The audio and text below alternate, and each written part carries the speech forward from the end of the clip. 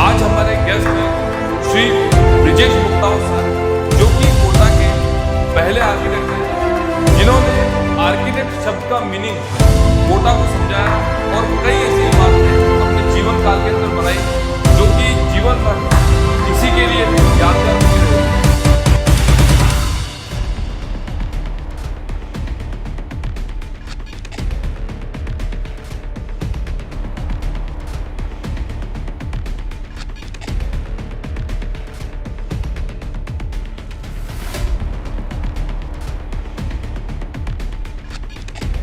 Welcome sir. नमस्ते। नमस्ते देवेश जी, धन्यवाद एक बहुत अच्छा परिचय देने के लिए। आज हम सर से जानेंगे कि क्यों एक आर्किटेक्ट आवश्यक है कोई भी निर्माण शुरू करने से पहले, और कैसे हम निर्माण शुरू करने से पहले क्या क्या स्टेप बाय स्टेप प्लानिंग करें जिससे कि हमारा निर्माण बखूबी बिल्कुल सटीक तरीके से पूरा कंप्लीट हो सके। तो सर स्टार्ट करते हैं। पहला मेरा प्रश्न है, किसी भी निर्माण को सफलतापूर्वक कंप्लीट करने के लिए कितने स्टेप्स के अंदर प्लानिंग होनी चाहिए? देखिए देवेश जी, सबसे पहले एक अच्छा मकान बनाने के लिए, मकान मतलब आर्किटेक्चर में कोई सी भी बिल्डिंग हो, सबसे पहले तो जो भी क्लाइंट है उसको अपनी रिक्वायरमेंट्स में बहुत क्लियर होना चाहिए जी। उसको जितना डिटेल में वो अपनी रिक्वायरमेंट फ्रेम करेगा। फॉर एग्जांपल, अगर जैसे कोई घर है तो घर में उसको कितना बेडरूम चाहिए, कितनों में अटैच टॉयलेट चाहिए, कितनों में, मतलब लाइक दैट, क्योंकि रिक्वायरमेंट क्लाइंट ही समझता है कि उसे क्या चाहिए जी। और दूसरी स्टेप आती है कि एक अच्छा आर्किटेक्ट हायर करना। उसके लिए उसको थोड़ा सा अवेयरनेस होनी चाहिए कि शहर में कौन प्रॉपर आर्किटेक्ट है, ऑथोराइज्ड आर्किटेक्ट है, और अपनी इन रिक्वायरमेंट्स को बखूबी डिटेल्ड में आर्किटेक्ट को बताना कि उसको क्या चाहिए, जी। क्या थीम चाहिए, उसकी लाइफस्टाइल कैसी है, उसका प्रोफेशन कैसा है। उसके बाद फिर आर्किटेक्ट उसको एक अच्छी प्लानिंग करके देता है। फिर 2-3 बार ये दौर चलता है कि इसमें ये कमी है, इसमें मुझे ये और चाहिए या ये कम चाहिए। फिर हमारा इम्प्रूवमेंट चालू होता है और फिर जब एक बार मैच फाइनल हो जाता है कि भाई क्लाइंट कहता है हाँ आई एम सेटिस्फाइड, फिर दूसरी स्टेप आती है कि इसको बनाएगा कौन। तो बनाने के लिए कंसल्टेंट जो आर्किटेक्ट है वो आपको सजेस्ट करते हैं कि भाई कोई ऐसी टीम हो जो एक्सपीरियंस्ड हो, ड्राइंग पढ़ना जानती हो, क्योंकि अगर हम ड्राइंग बना रहे हैं डिटेल में और सामने वाला कॉन्ट्रैक्टर उसको पढ़ना ही नहीं जानता है तो फिर वो काला अक्षर भैंस बराबर है। जी, जी। फिर आपकी बिल्डिंग कागज में तो बहुत अच्छी बन के रह जाएगी लेकिन धरातल पे अच्छी नहीं उतर पाएगी। तो सेकंड स्टेप हो गया कि एक अच्छा कॉन्ट्रैक्टर, समझदार, पढ़ा लिखा, इतना पढ़ा लिखा कि ड्राइंग पढ़ना जानता हो। जी। तीसरा आता है उसका अनुभव, क्योंकि हर चीज ड्राइंग में नहीं है।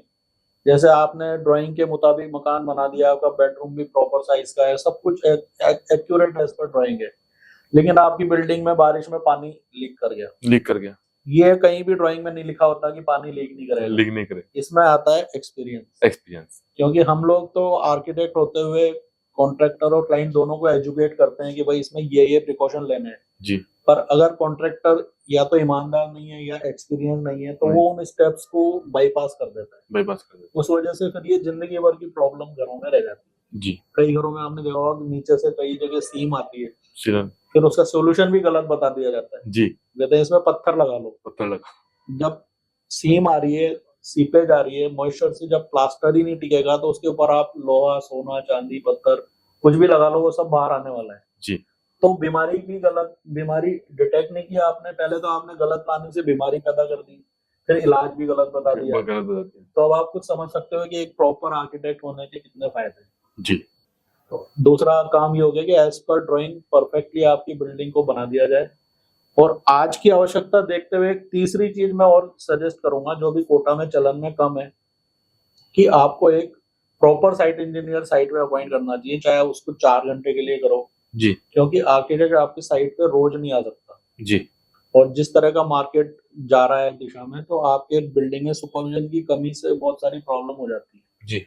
अब आर्किटेक्ट तो जब भी जाएगा वो आपकी सारी कमी बता देगा, बिल्कुल। फिर क्वेश्चन ये आता है कि ये कमियां रही क्यों, और लैक ऑफ सुपरविजन वो आर्किटेक्ट रोज नहीं कर सकता। तो आपको एक अच्छा प्रॉपर साइट इंजीनियर रखना चाहिए जो कि ड्राइंग और आर्किटेक्ट और क्लाइंट के बीच की कड़ी का काम करता है, तो आपकी बिल्डिंग फुल प्रूफ बनेगी। बिल्कुल। तो ये चीजें बहुत जरूरी है। फिर सिलेक्शन ऑफ मटेरियल्स, आपको कौन सी आपके बजट के अकॉर्डिंग बेस्ट लुक, आपका मिनिमम कॉस्ट या आपके बजट के अकॉर्डिंग कैसे आएगा, उसमें आप अपने कंसल्टेंट को ज्यादा से ज्यादा इन्वॉल्व करो जी। उनकी आप रिकमेंडेशन से, सिलेक्शन से, जो आपको वो थीम देने वाले हैं, अगर आपने उनको फ्रीडम नहीं दी तो वो थीम आपको मिलेगी नहीं। अगेन वही बात कि कागज में नहीं रहनी चाहिए चीज, धरातल पे वैसी बननी। तो ये सिलेक्शन ऑफ मटेरियल आ गया, क्वालिटी कंट्रोल आ गया, साइट इंजीनियर, ये सब चीजें अगर आपने ध्यान रखी तो आपकी बिल्डिंग बहुत अच्छी बनेगी। अब सर दूसरा मेरा प्रश्न ये है आपसे कि एक अच्छे आर्किटेक्ट को हायर कैसे करें, क्योंकि आप ये समझिए कि जो व्यक्ति मकान बना रहा है वो अपने जीवन में रोज रोज तो मकान बनाता नहीं है, पहली बार ही मकान बना रहा है, वो कैसे जाने कि ये आर्किटेक्ट जो मैं हायर कर रहा हूँ ये मेरे सपनों का घर मेरे हिसाब से पूरा कर देंगे। इसमें थोड़ा पब्लिक अवेयरनेस वाली बात है, क्योंकि कई बार नक्शा बनाने वाला ही आर्किटेक्ट मान लिया जाता है जी।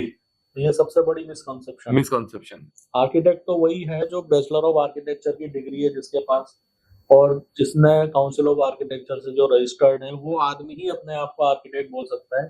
अदरवाइज आर्किटेक्ट्स एक्ट 1972 है, अगर कोई आदमी ये योग्यता नहीं रखता और आर्किटेक्ट अपने आप को कहता है तो it is a punishable crime, और ये लोगों को नहीं पता जी।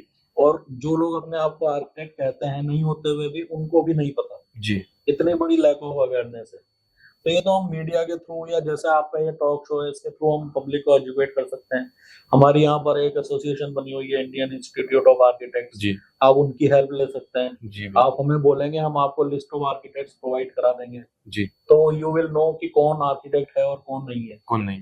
तो सबसे पहला तो ये काम करिए कि आपकी बिल्डिंग का आर्किटेक्ट जिसके ऊपर आपका इतना बड़ा अमाउंट स्टेक पे लगा हुआ है वो सही हाथों में होना चाहिए।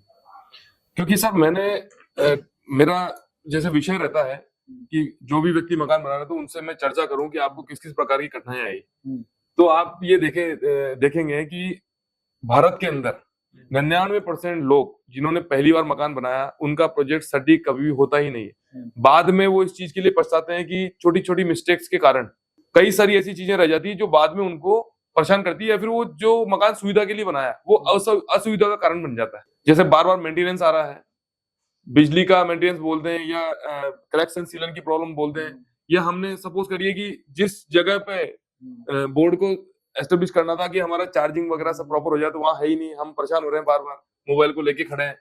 या बच्चों की सुविधा के लिए हमने जहाँ टेबल लगाई वहां ट्यूबलाइट नहीं लगाई, या ऐसे कई सारे छोटी छोटी मिस्टेक्स होती हैं। बाथरूम के अंदर देखें कि दिन भर गीला ही रहता है। तो ये सब प्रॉब्लम्स बाद में हर एक मकान मालिक फेस करता ही करता है, जबकि वो लोग आर्किटेक्ट को भी हायर कर लेते हैं।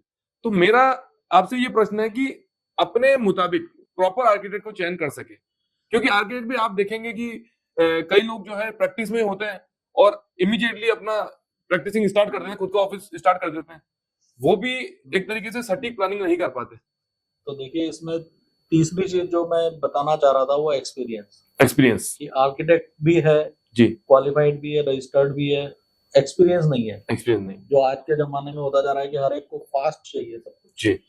हमारे टाइम में ये था कि 5-7 साल हम खुद मान के चलते थे कि हमें किसी बड़ी फर्म में काम करना है, एक एक बारीकी सीखनी है और फिर हम अपना ऑफिस स्टार्ट करेंगे जी। अभी की जनरेशन में ये पेशेंस नहीं है, वो लगता है कि हम तो कल ही आर्किटेक्ट बन जाए जी। तो ये जो आप जितनी भी चीजें बता रहे हो वो इस वजह से हो रही है। अब दूसरी बात, इसका कैसे पता करा जाए, तो सबसे बढ़िया चीज है कि आप रिजल्ट ओरिएंटेड, कि जिसको भी आप आर्किटेक्ट हायर करना चाहते हो उसकी आप बनी हुई बिल्डिंग देख लो। अगर उसके अंदर ये सारी चीजें, या उससे भी ज्यादा है कि उसके मकान मालिक से उसका रिव्यू ले लो, मकान मालिक से, बिल्कुल, क्योंकि उसने तो उसके साथ 2 साल 2.5 साल बताए होंगे जी। और इमीडिएट इनॉग्रेशन के टाइम पे ये कमियां नहीं आती, 1-2 साल बाद आती है। तो आप उसकी 1-2 साल पुरानी बनी हुई बिल्डिंग देखो, और अगर वो सही सलामत है, लीकेज कहीं नहीं है, ये आपको यूजर बताएगा। तो आप इंश्योर कर सकते हो कि हाँ मेरा प्रोजेक्ट एक अच्छे हाथों में है जी। और अब आम भाषा में अगर मैं आपको बताऊं, क्योंकि आर्किटेक्चर इतनी कॉम्प्लेक्स सब्जेक्ट है, पहली बात तो लोगों को आर्किटेक्ट का पता ही नहीं। तो अगर मेडिकल फील्ड से मैं इसको रिलेट करूं, तो अगर आपके पास कोई बीमारी हो गई आपके घर में किसी को जी, अब आप गलत डॉक्टर के पास चले गए, उसने आपके 10 तरह के टेस्ट करा दिए जी, टेस्ट रिपोर्ट को वो एनालाइज ही नहीं कर पा रहा है, मेनिंजाइटिस और वो मान रहा है डेंगू जी, और आपको तो गलत ट्रीटमेंट हो रहा है, तो आप ठीक होगे क्या? जी बिल्कुल नहीं होंगे। तो बिल्डिंग का जो आर्किटेक्ट है वो एक तरह से बिल्डिंग का डॉक्टर होता है। तो अगर आपकी बीमारियां सही नहीं पकड़ी गई, इलाज सही नहीं किए गए, तो वो आपको जिंदगी भर परेशान करेगी जी। क्योंकि जो आप देखते हो वो फिजिकल फॉर्म है कि बिल्डिंग का एलिवेशन, अंदर की प्लानिंग, ये सब तो एक फिजिकल चीज है। आप उसकी एक्चुअल जो आर्किटेक्ट की एक्सपर्टीज है वो उसमें रह के महसूस करो। किसी बिल्डिंग में अंदर आते ही आपको पॉजिटिव वाइब्स आती हैं, किसी में नेगेटिव वाइब्स आती हैं, किसी में लगता है यार यहाँ तो बड़ा 4 दिन भी नहीं रह सकते, मैं तो घुटन हो जाएगी मुझे तो। और कोई कहता है यार इस बिल्डिंग में तो मैं जिंदगी भर रहूंगा तो मेरे को तो बीमारी नहीं होगी जी। तो ये वाली जो डिफरेंस क्रिएट करता है वही एक अच्छा आर्किटेक्ट या एक इनएक्सपीरियंस आर्किटेक्ट का वहां पर, या नॉन आर्किटेक्ट, क्योंकि उनका फील्ड नहीं है जी। ये सारी चीजें अवेयरनेस ही आई। तो ये थी स्टेप बाय स्टेप प्लानिंग, जो कि सर ने हमें बताया कोई भी प्रोजेक्ट स्टार्ट करने से पहले हमें किन किन बातों का ध्यान रखना चाहिए। तो सबसे पहले एक अच्छे आर्किटेक्ट के साथ बैठ करके अपने परिवार की जरूरतों के हिसाब से सटीक प्लानिंग बनाएं, उनके साथ में डिस्कशन करें, 2, 3, 4 बार डिस्कशन जब तक फाइनल नहीं हो जाता, जब तक प्लानिंग फाइनल नहीं होगी, और जब तक प्लानिंग प्रॉपर नहीं होगी उससे पहले आप निर्माण का कार्य शुरू बिल्कुल ना करें। उसके बाद सर ने हमें बताया कि एक अच्छे कॉन्ट्रैक्टर का चयन, तो एक अच्छा आर्किटेक्ट आपको एक अच्छा कॉन्ट्रैक्टर भी सजेस्ट कर सकता है, क्योंकि उन्होंने उनके साथ में कई सालों तक काम किया है। और अच्छे कॉन्ट्रैक्टर का चयन इस प्रकार से होगा कि वो कम से कम पढ़े लिखे हो, आर्किटेक्ट की भाषा को समझे, उनकी ड्राइंग्स को समझे, उनका एक्सपीरियंस भी अच्छा हो। तो एक्सपीरियंस को जानने के लिए उनकी पुरानी बिल्डिंग्स वगैरह आप चेक कर लें। साथ में आप देखेंगे कि आर्किटेक्ट का चयन कैसे करें, ये सर ने हमें बताया। तो आर्किटेक्ट के लिए भी उनका एक्सपीरियंस देखें और आप देखें कि उनके पास प्रॉपर आर्किटेक्ट की डिग्री है या नहीं है। एक्सपीरियंस के साथ साथ उन्होंने जिनके काम पहले किए हैं उन सब कामों को चेक कर ले, उनके मकान मालिकों के साथ बातचीत करके, उससे आपको उनका पास्ट एक्सपीरियंस का पता चल जाएगा, उनके व्यवहार के बारे में पता चल जाएगा, उनके टेस्ट के बारे में पता चल जाएगा। तो ये थी कुछ स्टेप बाय स्टेप बातें जो कि एक निर्माण को सटीक तरीके से संपूर्ण करने के लिए क्या क्या बात काम किए। अब हम चलते हैं सर के पास में नेक्स्ट क्वेश्चन के लिए। तो सर मेरा आपसे नेक्स्ट क्वेश्चन है, आपकी किस तरह के प्रोजेक्ट्स के अंदर रुचि रही है अपने जीवन के अंदर? क्योंकि प्रोजेक्ट्स तो निर्माण तो कई प्रकार के होते हैं जी हाँ। तो पर्टिकुलर आपका भी एक, जैसे आर्किटेक्ट तो बहुत बड़ा सब्जेक्ट है, तो पर्टिकुलर आपकी किस टाइप के प्रोजेक्ट्स के अंदर रुचि हमेशा से रही है जिसमें ज्यादा इंटरेस्ट आता हो आपको? देवेश जी, मैंने कभी अपने आप को टाइप कास्ट नहीं किया जी। और एक यूं भी कह सकते हैं कि जब मैं कोटा में आया था 95 में, मैंने अपना यहाँ ऑफिस शुरू किया था, तो यहाँ पर कोई आर्किटेक्ट नहीं था, तो हमारे पास जिस तरह का भी प्रोजेक्ट आता था हमने किए। लेकिन मेरी personal interest type of building से ज्यादा इसमें है कि चैलेंजिंग प्रोजेक्ट में जी। जैसे चैलेंजिंग प्रोजेक्ट मैंने आप अब बाई लक कह लो या बाई फॉर्चून कह लो, 3-4 प्रोजेक्ट जो बड़े बड़े प्रोजेक्ट थे वो हमारे को ट्रायंगुलर प्लॉट में मिले। जैसे लॉरेंस एंड मेयो स्कूल है, वो 1 लाख स्क्वायर फीट से बड़ा एरिया था लेकिन ट्रायंगल था। अच्छा। जंगल मर्चेंट मार्केट जीएमए प्लाजा जो पुराना वाला, जी ट्रायंगल प्लॉट था। ओके। तीसरा रोड नंबर 5 पे हमने जो हॉस्टल बनाया 550 रूम का, जो कोटा का पहला मल्टी स्टोरी हॉस्टल कह सकते हैं, अगेन ट्रायंगल प्लॉट। ओके। फिर हमने एक रेजिडेंस प्लान किया जो मिस्टर राजकुमार जैन, जो अपने कोटा के मेयर थे, रत्ना जैन उनके देवर हैं जी, उनका घर उन्होंने बनाया जी। अब वो वास्तु के हिसाब से जितना खराब प्लॉट हो सकता है वो उतना खराब प्लॉट था। ओके। लेते टाइम उनको इतनी वास्तु की नॉलेज नहीं थी। बाद में लोगों ने कहा आपका तो प्लॉट ऐसा है कि ये फलेगा ही नहीं कभी, फलेगा जी। वो नाहरमुखी प्लॉट था और उसके मेन एंट्रेंस के ऊपर आके तिराहा बनता था, 3 रोड आके वहां मिलती थी। अच्छा। तो सबने कह दिया इसको बेच दो। फिर किसी ने सलाह दी कि यार वो ब्रजेश जी थोड़ा वास्तु भी समझते हैं, एक बार आप उनसे प्लानिंग करा लो। तो वो मेरे पास आए जी। मैंने कहा आप पहले ये मानस बना लो कि आपको रहना है ना यहाँ रहना है, मैं मौके का प्लॉट है, शौक से खरीदा है, पर नारमुखी है। मैंने कहा वो सब छोड़ दो, वास्तु में प्लॉट की वास्तु तो मैं सही नहीं कर सकता, लेकिन आपकी बिल्डिंग की वास्तु अगर मैं सही कर दूंगा तो मुझे लगता है आपको इतनी नेगेटिविटी नहीं होगी। और आप नहीं मानेंगे, ये भी 15 साल हो गए उस बात को। उनका मैंने नारमुखी में प्लानिंग ऐसी करी जिसमें बेसिक वास्तु का मैंने ध्यान रखा जी, और उसके बाद उनकी तरक्की होती चली गई, आज भी हो रही है। और अभी दोबारा वो मेरे से बाहर का कलर स्कीम चेंज कराने के लिए आए, बोले हमारा नए जमाने के हिसाब से कलर आप ही करो। ओके। तो अभी उनकी बिल्डिंग का चल रहा है, अभी मतलब पेंट और कुछ जगह हमने स्टोन भी लगाए हैं जी। तो वो अगेन वो प्रोजेक्ट अभी हम ही कर रहे हैं जी। तो ये इस तरह कोई भी चैलेंजिंग प्रोजेक्ट हो तो उसमें करने में हमें मजा आता है, चाहे इंजीनियरिंग कॉलेज हो, चाहे एजुकेशनल प्रोजेक्ट्स हो, चाहे रेजिडेंस हो, हमने हर तरह के काम किए हैं, पर जिसमें कोई चैलेंज हो ना, वो हमारा इंटरेस्ट का फील्ड है जी। तो ये आपने देखा कि सर को पर्टिकुलर चैलेंजिंग प्रोजेक्ट्स बहुत ज्यादा पसंद है। इस बात से आप एक चीज समझ सकते हैं कि एक आर्किटेक्ट कैसा भी प्लॉट हो, कैसा भी उसका डायमेंशंस हो, उसको सटीक रूप देने के लिए अपनी प्लानिंग के द्वारा वो उसको नेगेटिविटी को भी पॉजिटिविटी में बदल सकते हैं। तो आगे का कितना ज्यादा महत्व है, इसी बात को और आगे लेकर के चलते हैं। सर के साथ प्रश्न अभी जारी है। तो सर, आपके जीवन के पसंदीदा टॉप 5 प्रोजेक्ट्स कौन से हैं जिसको करने में या तो आपको बहुत रोमांच की अनुभूति हुई हो या बहुत ज्यादा नेगेटिविटी आपको ऐसा फील हुआ हो कि मुझे ये काम नहीं करना चाहिए था? देखिए, नेगेटिविटी तो आज तक मुझे किसी प्रोजेक्ट में नहीं हुई जी। और हुई होगी तो मैं नेगेटिव इंसान नहीं हूँ, तो मुझे याद भी नहीं रहता जी। लेकिन मेरे साथ पॉजिटिव मेमोरीज बहुत हैं जी। अब जो चैलेंजिंग प्रोजेक्ट जैसे बोलो तो मेरे दिल के करीब कई प्रोजेक्ट हैं, जिसमें से कुछ हैं। एक आपने देखा होगा वुमेन्स पॉलिटेक्निक के पास में एक श्रद्धा करके ओल्ड एज होम है। जी जी। वो शहर के बहुत प्रबुद्ध लोगों ने मिलकर एक करणी नगर विकास समिति सोशल वर्क की काम करती है जी। वो लोग मेरे पास आए जी। तो आए, उन्होंने कहा कि हमें एक ओल्ड एज होम बनाना है, क्योंकि आजकल माँ बाप का कोई ध्यान नहीं रख रहा है। हमारे पास अच्छी अच्छी फैमिली के बुजुर्ग लोग आते हैं कि भाई हमारे बच्चे विदेश में रहते हैं, हम किसके सहारे रहें जी। या किसी ने किसी को घर से निकाल दिया, तो उनके लिए एक ऐसा माहौल अच्छा बनाना चाहते हैं कि उनका ओल्ड एज अच्छे से बीते। मुझे ये बहुत अपील किया और फिर उनका बजट भी नहीं था क्योंकि सारा पैसा डोनेशन से बनता है। तो उन्होंने हमें कहा कि हमें बजट भी कम है लेकिन बनानी भी अच्छी चीज है। उसको हमने एज ए चैलेंज लिया जी। फिर हमने उसको एक ग्रीन बिल्डिंग थीम पे बनाया। 2010-11 की बात होगी।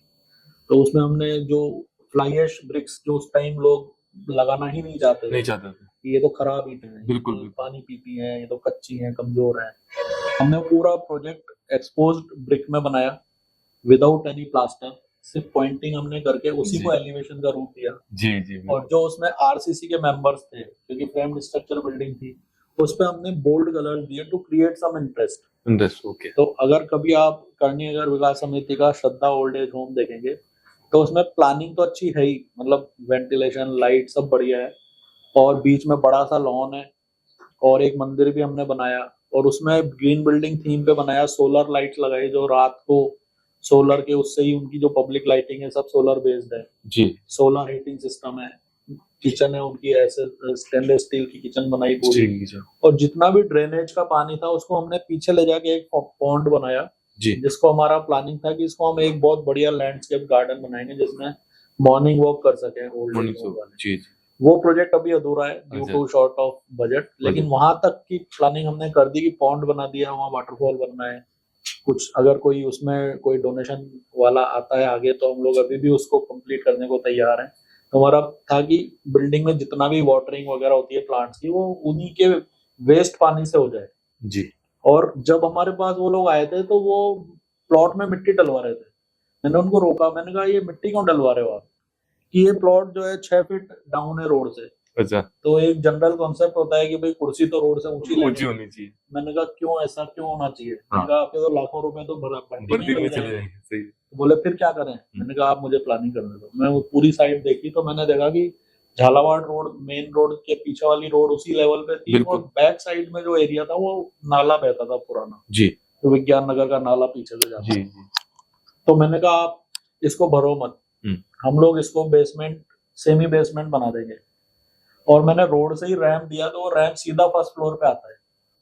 ओके। तो ओल्ड एज वाले लोगों को सीढ़ी नहीं चढ़नी, डायरेक्ट रोड से फर्स्ट फ्लोर पे आ जाते हैं जी। और नीचे जाने के लिए भी रैंप से ग्राउंड फ्लोर पे आ जाते हैं। ग्राउंड फ्लोर पे। तो इस तरह हमने उनकी बहुत सारा लाखों रुपए मान लो आपके हमने सेविंग कर दी उनकी मिट्टी फिलिंग और उसी को पीछे हमने पॉन्ड का दे दिया क्योंकि वो स्लोप पीछे की तरफ जा रहा था बिल्डिंग। जी। तो मतलब साइट की सिचुएशन की नेगेटिविटी को पॉजिटिव कैसे बनाना हमने वहां पर ध्यान रखा। ये भी बिल्कुल। दूसरा प्रोजेक्ट हमारा लॉरेंस एंड मेयो स्कूल, फिर हमें एक तरह से शौक लग गया।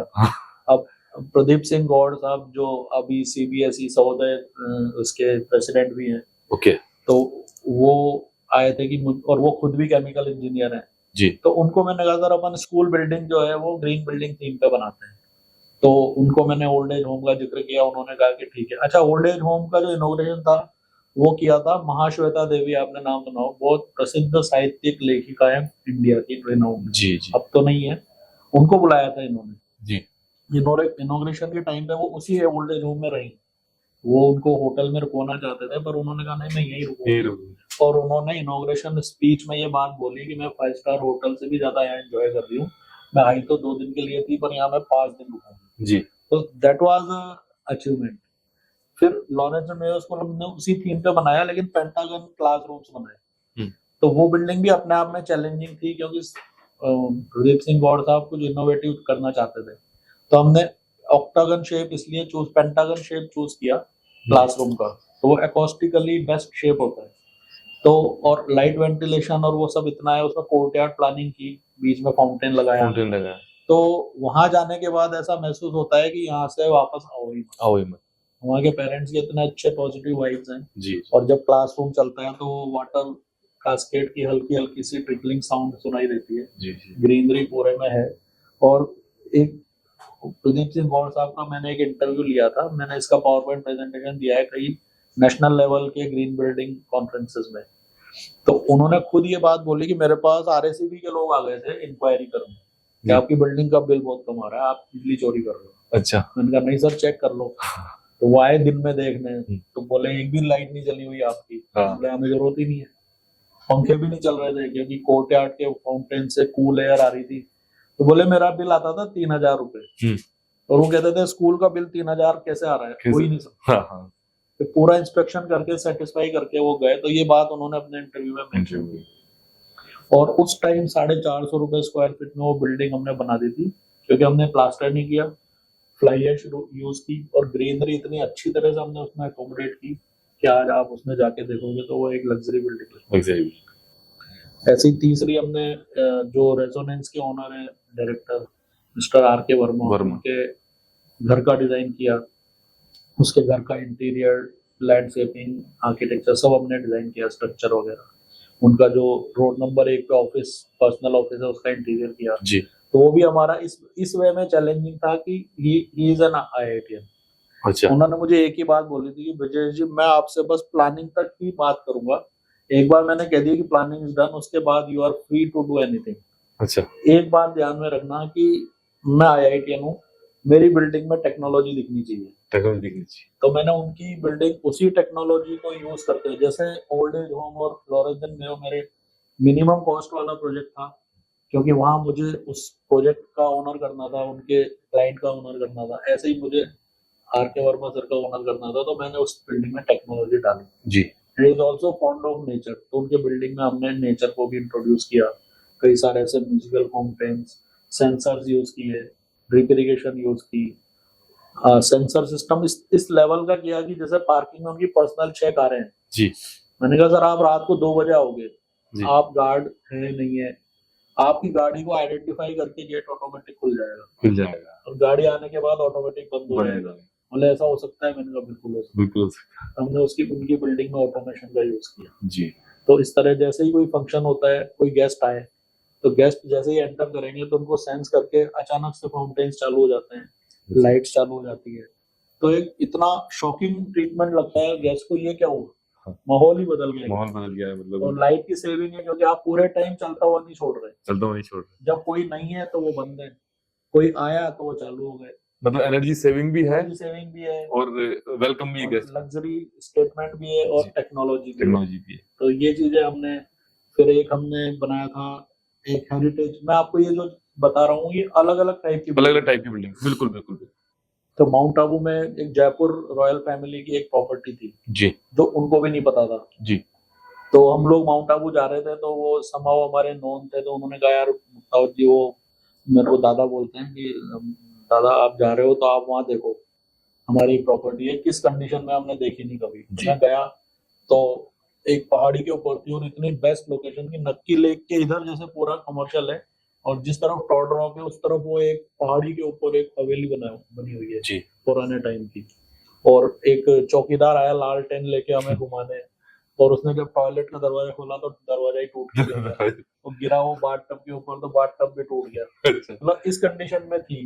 मैंने उनको आगे बताया, बोले चीज अल्टीमेट है लेकिन ऐसी खंडर हो रखी कि इसको हेरिटेज होटल बना सकते हैं, बना सकते हैं। तो वो चैलेंजिंग प्रोजेक्ट हमने कोटा बैठ के किया।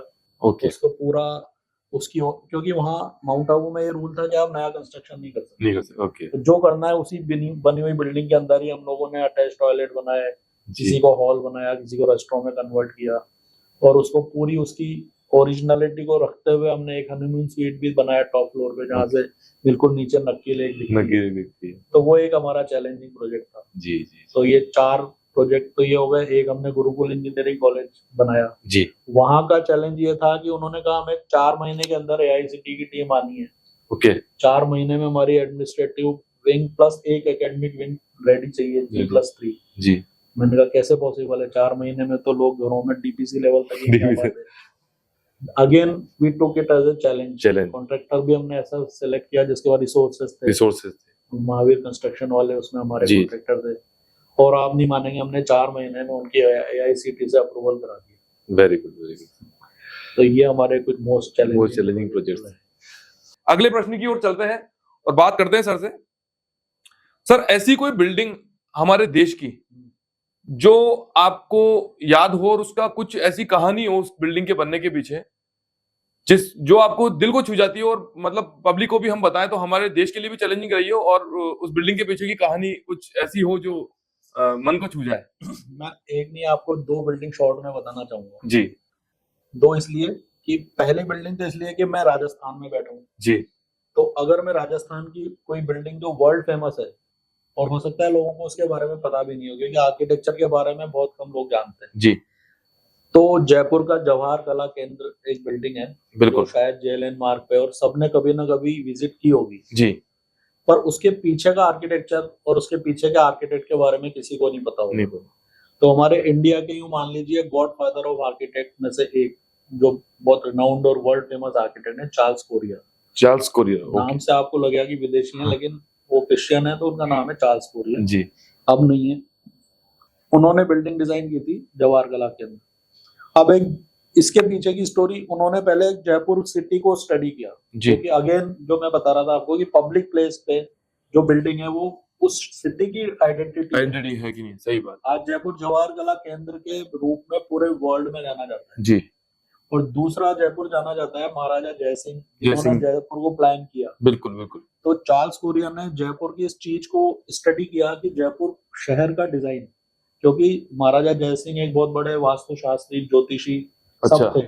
जी। जंतर मंतर का डिजाइन जो है वो पूरी दुनिया देखने आती है। जी। तो जो जयपुर शहर की प्लानिंग है वो आपको याद हो तो एक नवग्रह मंडल कॉन्सेप्ट है अपना। हाँ। 9 ग्रह होते हैं। कॉस्मोस की थीम है ये। जी। कि 9 ग्रहों के ऊपर जयपुर में महाराजा जयसिंह ने प्लानिंग की थी। ओके। 9 ग्रह को उन्होंने 9 स्क्वायर्स में डिवाइड किया। हर स्क्वायर एक ग्रह को डिनोट करता है। जी। अब 9वां ग्रह जहां बनना था वहां आ गई पहाड़ी। तो उन्होंने उस 9वें ग्रह का जो स्क्वायर है उसको थोड़ा सा टिल्ट करके शिफ्ट कर दिया। ओके। अच्छा। इस थीम को, नवग्रह मंडल की थीम को अडॉप्ट किया चार्ल्स कोरिया ने। ओके। और उन्होंने जवाहर कला केंद्र की बिल्डिंग नवग्रह मंडल और कॉस्मोस थ्योरी के ऊपर डिजाइन की। अब उन्होंने भी कहा कि यार जयपुर में, अब उनके पास तो साइट प्लान थी, चाहते तो 9 स्क्वायर को 9 ग्रह बना सकते थे। जी। पर उन्होंने नहीं, जयपुर को रिप्रेजेंट कर रहा हूँ तो जयपुर में जैसे 9वां स्क्वायर हटके बनाया गया है। ओके। तो उन्होंने अपनी बिल्डिंग में भी 9वें स्क्वायर को हटके बना दिया। ओके। और उनके बीच में से एंट्रेंस क्रिएट कर दी। तो वो जयपुर शहर की प्लानिंग को अडॉप्ट करके उन्होंने जवाहर कला केंद्र की प्लानिंग करी, और उसमें आपने देखा हो पूरा लाल पत्थर लगा हुआ है। तो अगेन उन्होंने जो अपना इंडिया का एक फोर्ट कॉन्सेप्ट है कि जिसमें फोर्ट में क्या होता है, दीवारें होती है, विंडो नहीं होती, हेरिटेज लुक। तो जवाहर कला केंद्र में विंडो नहीं है। ओके। एक्सटीरियर आप देखोगे तो पूरा रेड स्टोन है, और बीच में एक धनुष की आकृति बनी हुई है जो धनु राशि को रिप्रेजेंट करती है। ओके। और उसमें फिर उन्होंने जो 9 स्क्वायर की प्लानिंग करी, तो बृहस्पति को उन्होंने लाइब्रेरी बनाया। जी। गुरु ज्ञान का। ऐसे ही मंगल को उन्होंने एडमिनिस्ट्रेटिव ऑफिस बनाया, क्योंकि मंगल जो है वो शासन के देवता है। अरे वाह। फिर शुक्र को थिएटर्स, शुक्र मतलब एंटरटेनमेंट, लग्जरी, तो वो उन्होंने थिएटर्स डिजाइन किए उसमें। शनि को उन्होंने आर्ट गैलरीज, और क्योंकि वो कर्म का दाता है, कर्म का दाता, तो आर्ट गैलरीज में आप अपनी कर्मों को शो करते हो। जी। तो उसमें आर्ट गैलरीज है, सुकृति, सुरेख, पारिजात, चतुर्दिक, मतलब नाम भी पूरे वैदिक नाम रख करके दिए। फिर राहु को उन्होंने डॉक्यूमेंटेशन एंड रिसर्च बनाया। जी। और सूर्य जो ग्रह सबसे इम्पोर्टेंट है, वो उन्होंने बीच का एरिया जो ओपन एयर थिएटर है, कोर्टयार्ड, क्योंकि वहां से सनलाइट पूरी बिल्डिंग में आती है। उसको सूर्य ग्रह को उन्होंने सेंटर में रखा। और हर एक जो मंडल जो स्क्वायर है उसमें उससे रिलेटेड जो अपनी जैसे पामिस्ट्री है, तो एक वाले मंडल में उन्होंने जो सीलिंग है उसमें पूरी पामिस्ट्री की पेंटिंग करवाई। अच्छा। ऐसे इंडिया की जितने भी जो पुरानी आर्ट थी जी। उसको उन्होंने दीवारों पे छतों पे पेंट करवाया, और जितने भी इंडिया की जो आर्ट्स है वो सब उन्होंने उसमें डिपिक्ट कर दी। Okay okay. और वो मेरे दिल के भी करीब है, और वो एक वर्ल्ड फेमस बिल्डिंग है। दूसरी बिल्डिंग जो आप कह सकते हो कि मेरे करियर की पहली बिल्डिंग जिसकी ड्राइंग्स मेरे हाथों से खुद मैंने बनाई थी, मोदी सालारजंग म्यूजियम हैदराबाद। अच्छा। तो हैदराबाद में सालारजंग म्यूजियम के लिए एक इंटरनेशनल डिजाइन कंपटीशन हुआ था। निजाम उसके ओनर थे, बजट की कोई कमी नहीं, और उनकी जितने भी बहुत उनका कलेक्शन था, पर वो कलेक्शन ऐसे ही महल में रखा हुआ था कि छोटे छोटे कमरों में किसी कमरे में घड़ियां रख दी, तो वो उसको एक इंटरनेशनल म्यूजियम बनाना चाहते थे। तो उसी ओल्ड बिल्डिंग के आगे डिजाइन कंपटीशन उन्होंने ऑर्गेनाइज किया, क्योंकि उनको एक वर्ल्ड फेमस बिल्डिंग बनानी थी जी। तो 700 आर्किटेक्ट्स ने उसमें पार्टिसिपेट किया था। ओके। और उस टाइम में जब दिल्ली में, जैसे मैंने कहा कि हमें एक्सपीरियंस लेना चाहिए अच्छी फॉर्म में, तो लकीली डिजाइन टीम ही हमारी फर्म थी दिल्ली में, अरे वाह। जिसमें मैं एज ए आर्किटेक्ट वहां पर मैंने अपना करियर स्टार्ट किया। तो ये डिजाइन कंपटीशन हमारी फर्म ने जीता था। अरे वाह। और अवार्ड भी हुआ हमें, प्रोजेक्ट मतलब प्राइज मनी के साथ साथ प्रोजेक्ट भी हमने किया। तो उसकी पूरी ड्राइंग्स हमने बनाई। तो वो एक ईस्टर्न ऑब्जेक्ट के लिए हमने ईस्टर्न गैलरी बनाई, वेस्टर्न साइड के ऑब्जेक्ट्स के लिए वेस्टर्न गैलरी बनाई, और सेंट्रल ब्लॉक जो एंट्रेंस प्लाजा से रैंप के थ्रू दोनों को कनेक्ट किया। तो वो भी हमारे, और उसमें जो हमने ध्यान रखने वाली बात है कि सेंटर में वही एक कोर्टयार्ड, और उसके साथ में स्क्वायर्स में हमारी गैलरीज थी। अब जो कोर्टयार्ड में जो पब्लिक घूमेगी वो शोर करते हुए घूमती है, बातें करते हैं, तो उनकी शोर से अंदर जो लोग आर्ट गैलरी विजिट कर रहे हैं वो डिस्टर्ब ना हो, इसके लिए हमने एक कैविटी वॉल क्रिएट की। अच्छा। और उसको ऐसे किया कि जो म्यूजियम वाली वॉल तो थी स्ट्रेट जी, और दूसरी जो उसके बीच में एयर गैप, और दूसरी जो वॉल थी उसको हमने ऐसे कर्वीलिनियर शेप में डिजाइन किया जी जी। तो कॉरिडोर में चलने वालों को एक अच्छी सी कर्वीलिनियर शेप और विद इंटरेस्टिंग मटेरियल्स वो दिखती है। और उसका दूसरा पर्पस ये भी है कि अंदर शोर भी नहीं, तो गैलरी में मतलब लोग कंसंट्रेशन से अपना विजिट करते हैं। तो ये दो प्रोजेक्ट मेरे दिल के करीब है, और इसकी ये स्टोरी जी। तो आपने ये देखा कि एक आर्किटेक्ट किस तरह बिल्डिंग को, छोटा एरिया हो या बड़ा एरिया हो, उसको वास्तु के हिसाब से भी डिजाइन कर देते हैं, जिससे कि आपके घर में एक हवा का प्रॉपर सनलाइट की व्यवस्था कैसे रहे, शोर कैसे एक जगह से दूसरी जगह ना जाए, यानी कि साउंड, लाइट, वाटर, हर तरीके के इफेक्ट को कैसे कंट्रोल करना है और कैसे पॉजिटिव एनर्जी लेकर के आनी है, तो एक आर्किटेक्ट ही बता सकते हैं। आज मतलब बहुत मजा आ रहा है सर आपसे बात करके, और कई सारी चीजें क्लियर होती जा रही है। तो चलते हैं अगले प्रश्न की ओर कि हमारा जो मैं ये शो कैसे स्टार्ट हुआ या क्यों मैं ऐसा करना चाहता हूँ, इसके बारे में एक मेरी भी छोटी सी कहानी है कि मेरे जीवन में मैंने 4 प्रोजेक्ट किए।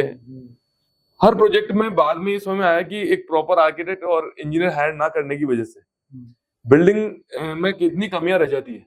जैसे आज हम इसी बिल्डिंग में बैठे हैं, तो आपने देखा था कि लिफ्ट का प्रावधान होते हुए भी मैं लिफ्ट नहीं लगा सक रहा वहां पर, क्योंकि इंजीनियर की एक छोटी सी कमी की वजह से कि इतने बड़े एरिया के अंदर उन्होंने हमें सिर्फ 3 फीट का एंट्रेंस दिया। तो अगर वो 3 फीट का एंट्रेंस में रखता तो आज इस बिल्डिंग की पूरी वैल्यूएशन घट जाती, और कोई भी इसमें ना तो कोई रेंट पे आ पाता, ना मेरा ऑफिस में प्रॉपर एस्टेब्लिश कर पाता।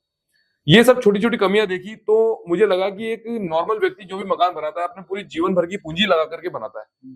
तो या तो उसका पैसा होता है कोई जमीन बेच करके, या अपने रिटायरमेंट का पैसा लगाता है, या फिर लोन लेके लगाता है। तीनों चीजें अगर अपन देखें तो अपने जीवन का सर्वस्व लगा रहा है वो, और वो चाहता है कि उसका घर इतना सुंदर, सुखमय हो, शांति देने वाला हो, समृद्धि देने वाला हो। लेकिन ये सब चीजें कब गौण हो जाती है, जब लैक ऑफ अवेयरनेस की वजह से एक अच्छे आर्किटेक्ट को हायर ना करें, और ना करने की वजह से जीवन भर हर साल 10 साल मेंटेनेंस आ रहा है, हम परेशान हो रहे हैं, सीलन की प्रॉब्लम आ रही है, वहां पे अजीब सा वातावरण बना हुआ है, तो जो घर सुख समृद्धि शांति देने वाला था वो अशांति में तब्दील हो जाता है। तो ये हमारी एक मुहिम है सर। तो आपको इस बारे में क्या आपका कहना है? देखिए, आजकल अवेयरनेस हो पब्लिक के अंदर, इसके बहुत सारे माध्यम है। तो इसमें सबसे अच्छा माध्यम आजकल मोबाइल है, क्योंकि सब लोग आजकल मोबाइल फ्रेंडली हैं जी। मैं खुद कभी न्यूज़पेपर पढ़ता था, लेकिन अभी मैं मोबाइल पे ही न्यूज़पेपर डाउनलोड करके पढ़ लेता हूँ। मैंने न्यूज़पेपर मंगाना बंद कर दिया। तो ऐसे ही जो आपका ब्लॉग शुरू किया है आपने, ये एक बहुत पावरफुल मीडियम है जो लोगों को अवेयर करता है। जी। क्योंकि अगर हम कोई टेक्स्ट बुक की बात करें या कोई लाइब्रेरी की बुक की बात करें तो हम ये एक्सपेक्ट नहीं कर सकते कि कोई आदमी लाइब्रेरी में जाएगा या किसी जगह पे बुक में ये नॉलेज लेगा, लेकिन मोबाइल पे उसको जाने अनजाने वो नॉलेज मिलती है जी। तो हम उसको अच्छी नॉलेज दें, क्योंकि मोबाइल में दोनों है, अच्छी नॉलेज भी है, बुरी नॉलेज भी है। लेकिन आदमी में इतना कॉमन सेंस होता है कि अगर वो ब्लॉग में आप उसको एक अच्छी चीज बता रहे हो, पॉजिटिव नॉलेज दे रहे हो, तो वो ये जज कर सकता है कि हाँ यार ये अवेयरनेस अच्छी चीज के लिए। और ये क्वैक्स भी होते हैं यूट्यूब पे जी। लोग, मैंने ऐसा देखा है कि यूट्यूब पे ऐसी रील भी डालते हैं कि 500 रुपए में आपका घर बना देंगे, प्लान एलिवेशन के ऑप्शन डाल देते हैं यूट्यूब पे जी। तो आप वहीं समझ जाओ कि ये तो फर्जी है, सही बात। तो आपको उस चंगुल में नहीं फंसना जी। तो ब्लॉग पॉजिटिव हो, कौन ये ब्लॉग दे रहा है, उसमें कौन लोग आ रहे हैं, क्या ज्ञान दे रहे हैं, ये एक बहुत अच्छी मुहिम आप चला रहे हो। अगर आपने अपने आप को इस तरह से कॉन्फिडेंट कर दिया लोगों को कि आपके ब्लॉग में उनको नॉलेजेबल और अच्छी चीज ही बताई जाएगी जी, तो वो अवेयरनेस भी बढ़ेगी, प्लस एक आप अच्छा काम भी कर रहे हो। जी बिल्कुल। तो वो भी आपको एक लोगों की दुआएं भी मिलेंगी। बिल्कुल सर, किसी का घर आपका ब्लॉग देख के अगर अच्छा बन गया है, वो सही जगह पे पहुंच गया। मैं तो हमेशा सबको ये बोलता हूँ कि मकान बनाने में जैसे आप बजट की बात करते हो तो आप बजट की, ओवरऑल बजट की बात करो जी। कभी भी ब्रेकअप मत करो। मेरे पास कई फोन आते हैं, पहला क्वेश्चन होता है सर आपकी फीस क्या है जी। तो मैं कहता हूँ फीस नहीं, आपका बजट क्या है। बजट क्या है? मेरी फीस तो आपके बजट की छोटी सी है, छोटा सा हिस्सा है, लेकिन उस बड़ी फीस को, बड़े बजट को मेरी छोटी सी फीस गवर्न करेगी। बिल्कुल बिल्कुल ठीक। आप मेरी फीस में 30,000 रुपए बचा के अगर 3 लाख रुपए ज्यादा लगा रहे हो जी, तो आप खुद सोच लो कि बिजनेस क्या होता है। सही। तो इसलिए मेरा तो यही है कि आपको अच्छी पॉजिटिव चीजें, अवेयरनेस लोगों में फैले, तो आप एक बहुत अच्छा काम कर रहे हो, उसके लिए आपको बहुत बहुत धन्यवाद। Thank you sir, thank you. Architecture की भी अवेयरनेस लोगों में होगी तो जी, पब्लिक के इंटरेस्ट की भी चीजें, बिल्डिंग है, सिटी की, शहर की जो पब्लिक बिल्डिंग है वो भी अच्छी होनी चाहिए, उसके बारे में भी हमें ब्लॉग पे चर्चा करनी चाहिए। हमारे शहर में जो हो रहा है वो अच्छा है नहीं है। आज हम ट्रैफिक सिग्नल फ्री सिटी के रूप में जाने जाते हैं जी बिल्कुल, लेकिन लोगों की पीड़ा ये है कि कई बार हमें पता ही नहीं चलता कि कहाँ जाने के लिए कहाँ मुड़ना है। तो ये ट्रैफिक इंजीनियरिंग का बहुत बड़ा कैओस है, सही बैड प्लानिंग है। तो ये चीज अभी ब्लॉग के थ्रू ही लोगों को पता। बिल्कुल ठीक बात है। बाकी और आप बताएं। तो सर के साथ में बहुत अच्छी चर्चा हुई आज सर ने कई सारे ऐसे मिथ्स हमारे दिमाग में जो होते हैं वो खत्म कर दिए है कि एक आर्किटेक्ट को हायर करना बहुत ज्यादा महंगा पड़ता है, जबकि इसका उल्टा है। आप अपना बजट पूरे मकान का सेट करें, उस बजट को अपने आर्किटेक्ट के सामने रखें, अपने बजट के अंदर जो बेस्ट से बेस्ट हो सकेगा वो आर्किटेक्ट आपको अपने सामने प्रेजेंट करेंगे। प्लस आप एक चीज समझे कि आपका यदि 1 करोड़ रुपया किसी प्रोजेक्ट पे खर्च होने वाला है और उसमें से हमारे आर्किटेक्ट की फीस 2 लाख रुपए है, तो कहीं ना कहीं वो 1 करोड़ का जो काम है 90 लाख के अंदर ही आर्किटेक्ट करवा करके आपको दे सकते हैं, अगर आप ढंग से उनके साथ बैठ के प्लानिंग करें। तो इसका मतलब क्या हुआ कि आपने उल्टा बल्कि पैसे ज्यादा खर्च करने की जगह आपने पैसे बचा लिए। अब आप देखेंगे आज ही अपने शहर की सारी बिल्डिंग्स का एक एनालिसिस करें और पता करें कि कौन सी बिल्डिंग किसने बनाई है।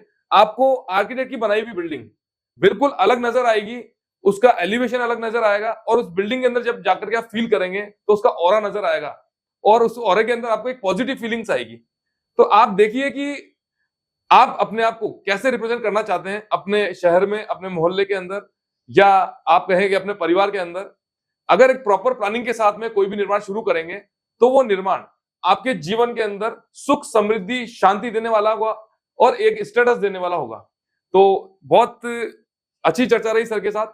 मैं चाहता हूं सर ऐसे ही अवेयरनेस के प्रोग्राम आप हमारे साथ और भी करें, चाहे हमें साइट पे प्रैक्टिकल अप्रोच की आवश्यकता हो तो। और बहुत बहुत धन्यवाद, आप एक शॉर्ट नोटिस के ऊपर आए, लोगों को नॉलेज मिलेगी। तो कहना चाहता हूँ कि इसमें 2 धुरी होती है, आर्किटेक्ट के साथ साथ स्ट्रक्चरल इंजीनियर भी उतना ही इम्पोर्टेंट है। जी। तो हमारी बिल्डिंग्स के पीछे मेरी जो वाइफ है मनीषा मुक्तावा, तो यू कैन से कोटा की फर्स्ट स्ट्रक्चरल डिजाइनर है जो मल्टी स्टोरीज भी डिजाइन करती है स्टैट पे जी। तो ऐसी अवेयरनेस, स्ट्रक्चर, आर्किटेक्चर दोनों का अगर मेल जोल प्रॉपर हो बिल्कुल तो बिल्डिंग बेस्ट बनती है, बेस्ट बनती है। और बहुत बहुत धन्यवाद, आपने हमें यहाँ आने का मौका दिया, अपनी बात रखने का मौका दिया। और हम चाहेंगे कि आपका ब्लॉग ज्यादा से ज्यादा लोग देखें और ज्यादा से ज्यादा कोटा शहर में अवेयरनेस हो। जी बिल्कुल।